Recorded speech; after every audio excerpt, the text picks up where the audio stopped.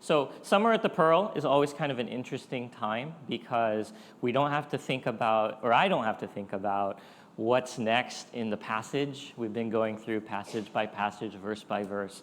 But we kind of just step away from the main sermon series and we share some thoughts of the heart is how I kind of view it. And so last week, Jeff really helped us to wrestle with what it means to be a church. The last couple of weeks, what does it really mean to be a church? What does it mean to be a biblical church? What are the structures of a church? And I really appreciate that because so many of the conversations I have with Jeff is this deconstruction of trying to reimagine what's at the essence of church and how could church evolve, right? How could church look different in the context of our current modern day, right? And so he got to share some of that. We've had guest speakers in the past that hopefully have reminded us how God is moving in Taiwan and moving in the rest of the world. You know, and maybe a chance for us to think about partnering with that. In the next few weeks, we'll get to hear from Lee and Kevin, who I hope remembers. I'm just reminding him now. That they will get to share. It doesn't have to be like teaching, like, you know, just the heart. What's God doing? And then maybe, I'll plug this now, I think maybe Troy. I've gotten Troy to sort of warm up to the idea of his greatest fear, which is public speaking. And so today, I'm not going to share from anything from Genesis, okay? It's just a passage that has been stuck in my mind for, I would say, about 6 months or so. I shared out of this passage during Advent, and it's the story of the road to Emmaus. And interestingly enough, it's just one of those Bible stories where every time I read it, I feel like there's something more. And I heard a sermon recently about this that really kind of made me see it in a different light. And so just a quick background, this story in Luke takes place during Easter. And the women run to go visit the tomb, and the tomb is empty. So they run and they go tell the other followers. And here's what it says in Luke chapter 24, verse 13 through 27. That very day, 2 of them were going to a village named Emmaus, about 7 miles from Jerusalem, and they were talking with each other about all these things that had happened. While they were talking and discussing together, Jesus himself drew near and went with them, but their eyes were kept from recognizing him. And he said to them, "What is this conversation that you're holding with each other as you walk?" And they stood still, looking sad.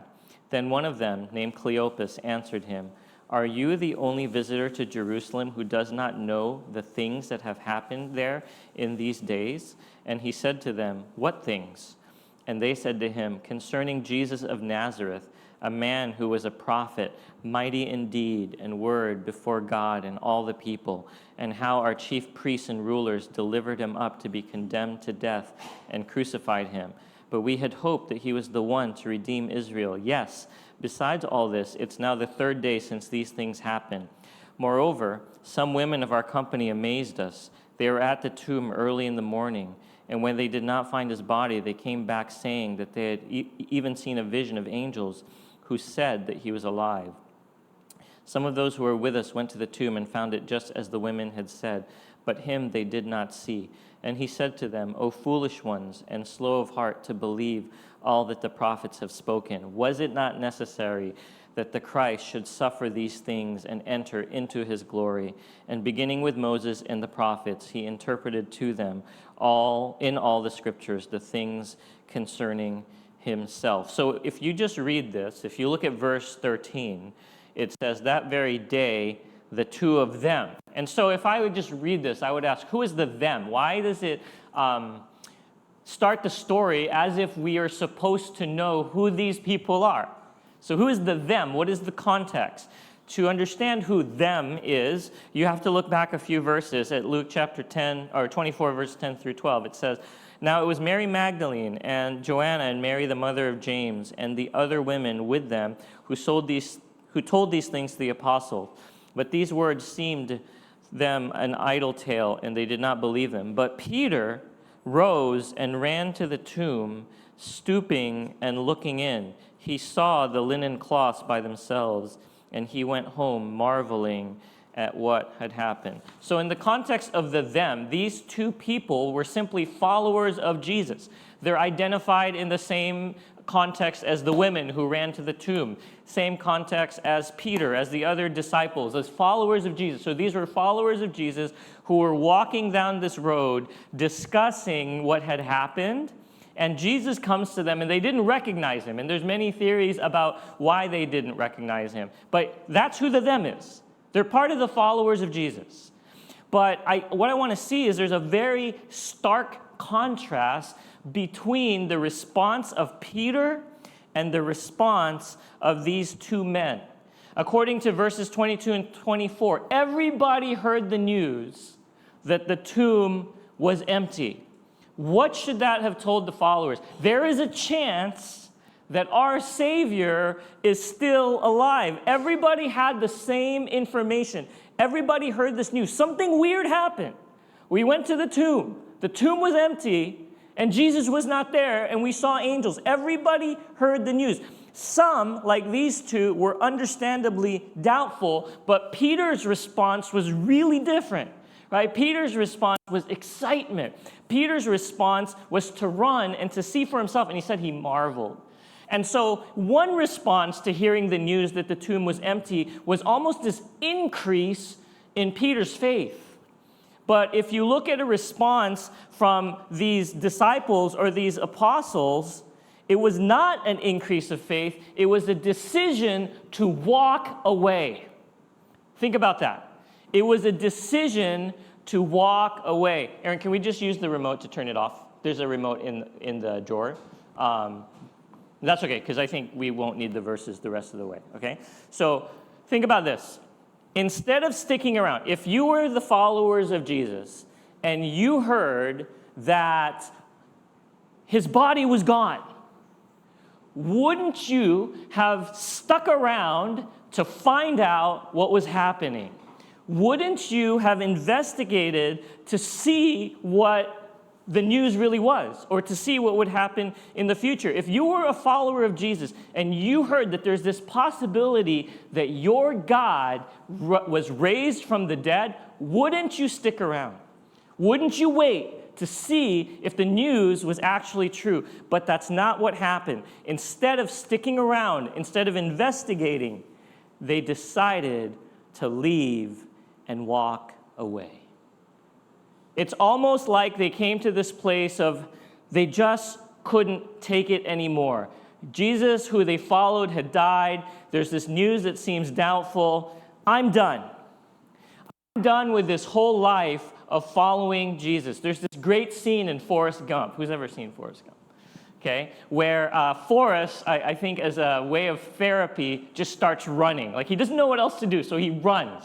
Like Jerry, right? So he ran and he ran and he ran. I think in the movie, he ran for like 2 years straight, was I think in the movie. So Forrest Gump just runs and runs and runs for 2 years straight. And he amasses this following. These people start running with him because why is this guy running? It must be for a cause. Maybe he's discovered some purpose. Maybe he has some sort of wisdom. And these people are following and running with him. And then there comes this point where Forrest just he stops and he says, I'm tired. I think I'll go home now. And then he just walks away. And the followers are left dumbfounded. And one guy in the crowd goes, what are we supposed to do now? And it's just this feeling that we've been following this person for I don't know how long. We've been running and walking alongside him. We've been maybe conversing with him, right? We've been believing in his cause, whatever that cause was. And now that cause is dead. And it's like, now what do we do?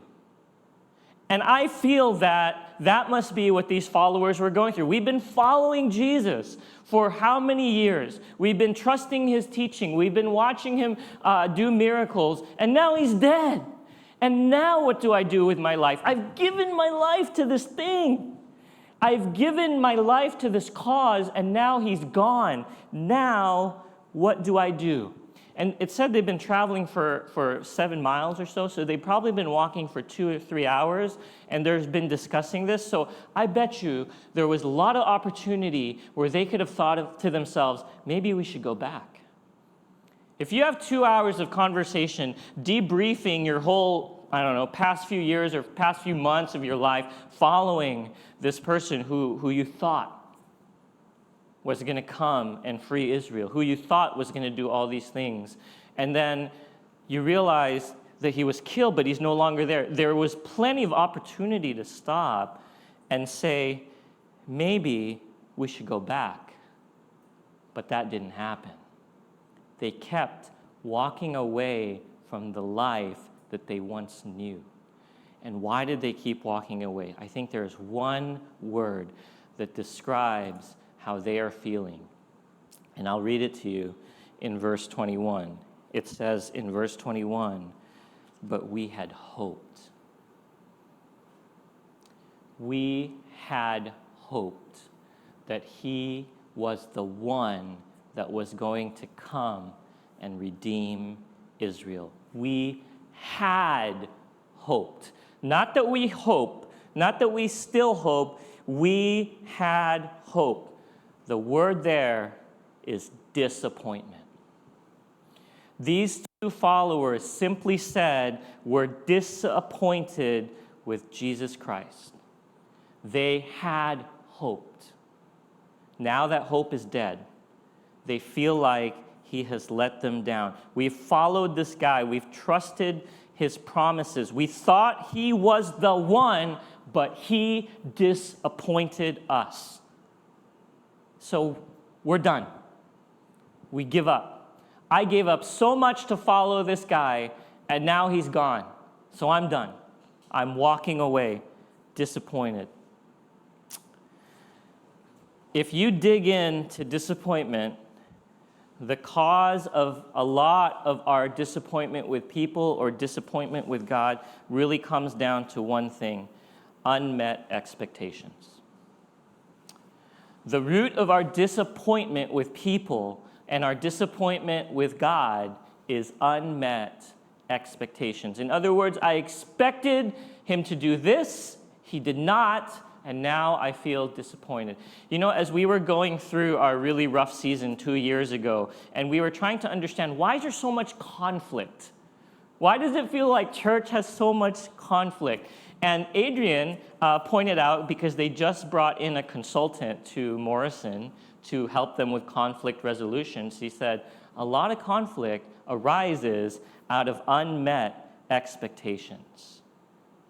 And I was like, that is so true. If you really think about what the conflict was, or what conflict is, there's these unmet, whether spoken or unspoken, expectations that we have on other people or that other people have on us, and they didn't get fulfilled, and it leads to conflict. And one of the ways that we feel conflict is the emotion of disappointment.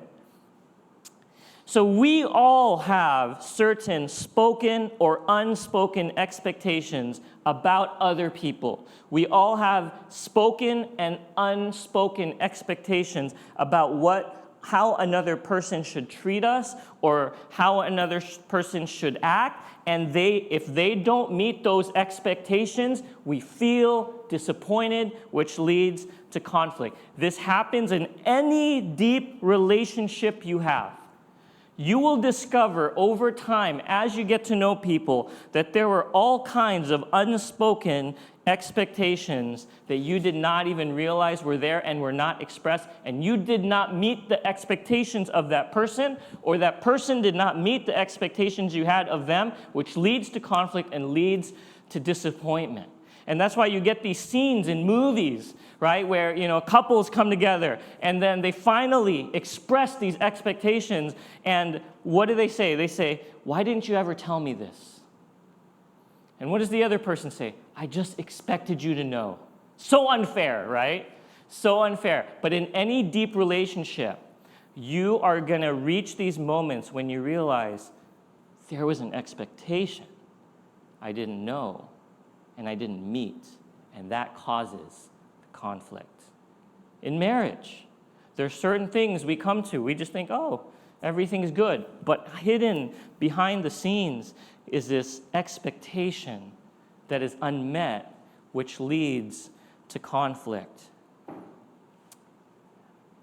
And so what happens? That disappointment creates distance in the relationship.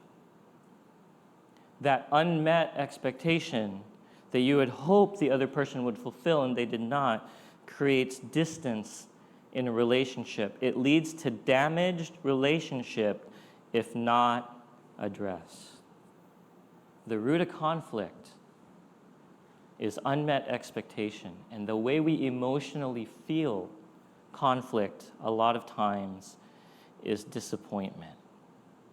There's always going to be seasons, Pearl Church, when we are going to feel disappointed with God.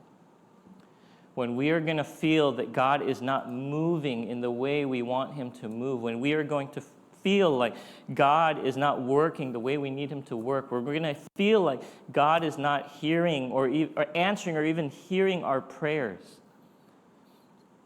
And that causes distance. I've seen so many of friends of mine who start to distance themselves away from God because why? I've been praying for healing and God has not healed. I've been praying for this, but God still caused my parents' business to fall apart. I've been praying for revival and it just hasn't happened. And you know, this idea of eager expectation in the Bible is really, really important, but there are going to be seasons where it's going to feel like we are disappointed with what God is not doing or what God did not fulfill. And if we're not careful, the way we protect our heart from disappointment is to withdraw.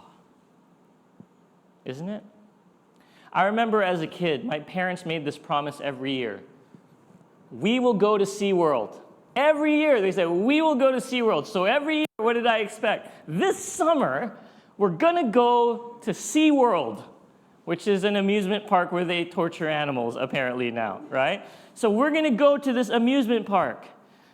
Every year, they did not fulfill that promise. So what does a little kid start thinking? When they say the next time, we're going to SeaWorld, I start to think, no, we're not. And that creates distance because now there's no trust. No, we're not. You said that before. Right? And there's a little bit of a rift in the relationship because what we do is to protect our hearts from disappointment, we expect less. We don't have the eagerness of wanting God to move. Maybe your disappointment is with the church. Maybe something's happened in the past, whether here or other churches, where you just feel like the church, I had these expectations about how the church should be and how the church should act, and they did not do that. And so what do? We distance ourselves from the church, and we tell ourselves, I'm good with God, but the church, forget it. That doesn't make sense. It goes hand in hand. You're not saved into a vacuum. You're saved into a community.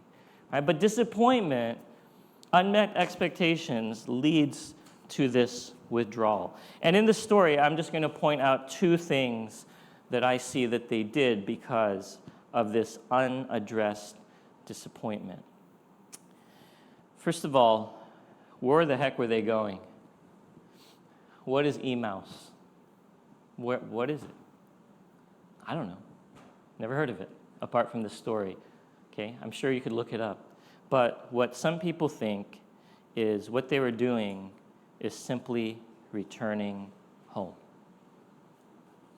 They were trying to go back to a life before Christ. Maybe after years of following Jesus. Maybe they were the ones that Jesus sent out and they did miracles. Maybe they were the ones that Jesus sent out and they cast out demons and they healed us. Maybe these were people that maybe had experienced the power of God working through them. But because they reached a time where God let us down, all they wanted to do was go home. So undealt with disappointment, especially experienced in isolation and not in community, makes us feel like if we go back to how life was before Christ, it's a bit of a reset. Right? When we go through something really difficult, we kind of need this reset. But think about it, the path to following Christ is full of all sorts of sacrifice, all sorts of things that you have to give up, all sorts of difficulty. There's joy in following God. It's not a burden, but there's a weight to it. And maybe these two are just so tired and have been so let down that they just wanted to unburden themselves and return to a place and time where they don't have to pay the price. They don't have to sacrifice to follow God. I can just do what I want to do because those things give me comfort. Before Christ, if I was stressed, I wouldn't go to God, I'd go to this. So we return to this, not realizing it never gave us full satisfaction in the first place. But it's comfortable, it's familiar, it's controllable. So their response, I think, to feeling disappointed with God is going back to a place where they feel like they could just reset, but that reset is really about going back and doing what you were doing before following Him. Don't get me wrong, it's good to have a place where you can just rest. It's good to have a home where you can get recharged, but that's not what's happening. Because like I mentioned before, they knew something miraculous might have happened, but instead they walked away. Instead of sticking around, instead of seeing it out, they walked away from their Lord. They walked away from their teacher. They walked away from their leader. They walked away from their friend to go home and not have anything to do with Him anymore. The second thing that unmet expectations and disappointment can sometimes lead to is looking at God's actions primarily in the past tense. Again, I'll just read it to us in verse 19. They're talking about things. Jesus said, "What things?" They said to him, "Concerning Jesus of Nazareth, the man who was a prophet." See that? It's subtle. The man who was a prophet, implying what? He is no more. And then what did we read earlier? We had hoped. We don't hope anymore. We had hoped. It's all in the past. Implying what? God doesn't do those things anymore. God won't answer prayers anymore. God was this. God was a miracle worker. God was a prophet. Jesus was this in my life, but that was in the past. Jesus healed me from this. Jesus freed me from this. Jesus used me in a mighty way when I was younger, but now it's different. I had hoped. I did put my trust, but that was a previous life. Right? And it makes sense because when we face disappointment and when we withdraw, it's okay to romanticize the past, but we leave the past in the past and we forget that God still wants to do the same things, if not more, now. It's safer to think about some of those miracles they did. It's safer to think about the ways God caused us to step out in faith in the past, but it's now, especially when you feel heartbroken, dangerous to keep thinking that that could be a present reality. So let me just get us to reflect. Do we view God, or how should I say this? Do we often think about God moving powerfully in the past, or do we still have the expectation that God will move powerfully in the present? Think about that. Do we say things like, God used to do this, but now I'm too messed up, or now life is too complicated? Do we say things like, oh, God used to move powerfully in this church, or God used this church before to do this, or to bless these people? Like that so much of our idea of how God is moving powerfully is rooted in what God did instead of expecting and considering what God could be doing now. Disappointment, right? Unmet expectation will cause us to guard our hearts from further disappointment. And so it's safer to think that God did that then than considering what God may want to continue doing now. But let's end with a little bit of hope here. Because now let's switch modes. I think we can understand the two followers. You gave your life to this guy. He died. It's like, what? Was it all a lie? A little bit of you dies inside. Let's pretend now we're Jesus.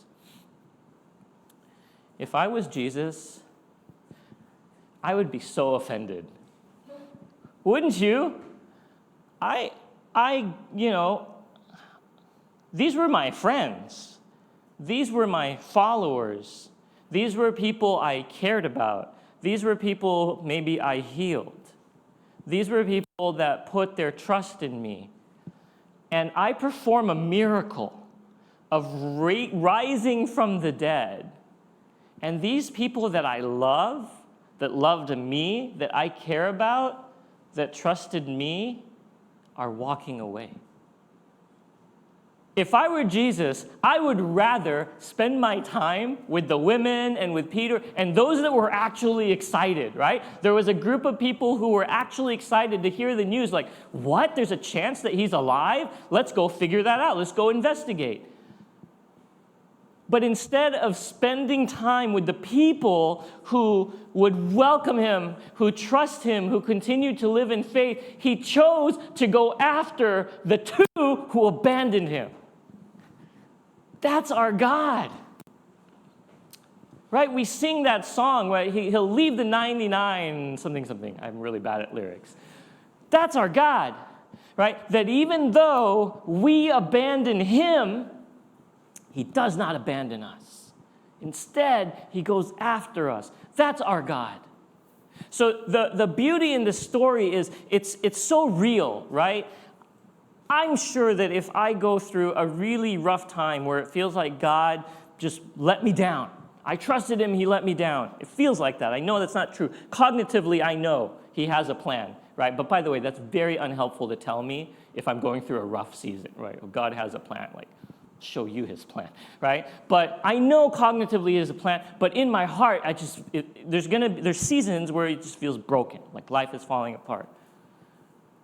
And it's so real because I would want to abandon God. I would want to take a break. I would want to reset. I would want to go home. I would want to go to the things that helped me feel comfortable before, that brought me comfort apart from him before. I would want to do that.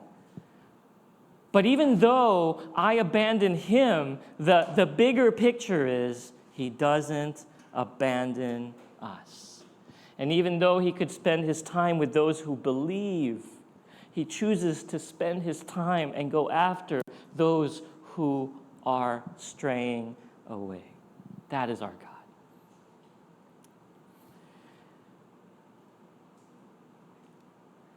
So as we debrief this, I'm just going to read a passage from Acts, chapter 1, verses 3 through 5.